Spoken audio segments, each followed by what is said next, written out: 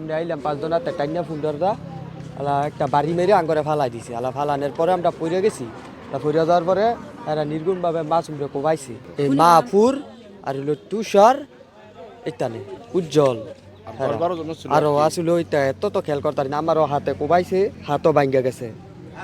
নির্গুণভাবে কোবাইছে আঙ্গরে হ্যাঁ মাইরে লাইছে আমি করে কোপ খাইয়া দৌড় মারছি গেছে 5 জনা ওই যে বেড়াইতে 5 জনা বেড়াইতে পথে আসতে পথে বাসলে উৎপত্তি আকার রয়েছে 10-12 জন লোকে তারপরে আর বাড়িটা মানে ষোলো অবস্থায় বাড়িটা ফালাই দিয়া নিঃসঙ্গভাবে ছেলেটা কোপায়া এই চোখে মুখে একেবারে এই চোখে বরাবর কোপায়া তারপরে তার হাতেও এই যে একটা কোপ দিচ্ছে বাইরেয়া তারও অসতর্ক করে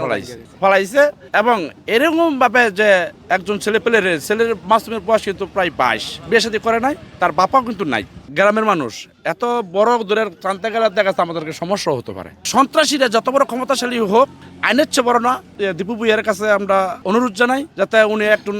এমপি জনগণের ভোটে তো এই সন্ত্রাসীদের কিন্তু দ্রুততম আইনের আওতায় এনে যাতে তাদেরকে বিচার এবং ফাঁসির দেয় চাইছিল বাবা তারপরে আমার নাতিন রে কয় মাস রাখছি সর রাখছি রোজার মাস সর রাখছি রোজার মাস সরার পরে তারপরে বাইতেছে উঠতে আমার নাতিনে হুন্ডাল লই 2 দিন পরে ঘুরতে আইছে উঠতে এরপরে নিন বাই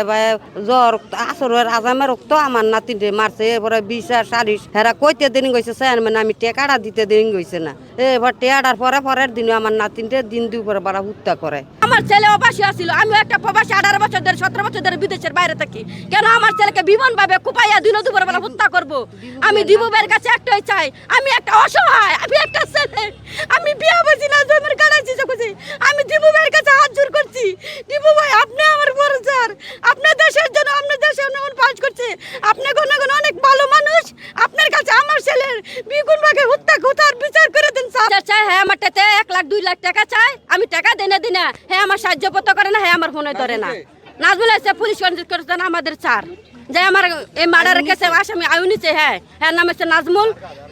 দারগা বোলাবের ইউনিয়র ফারির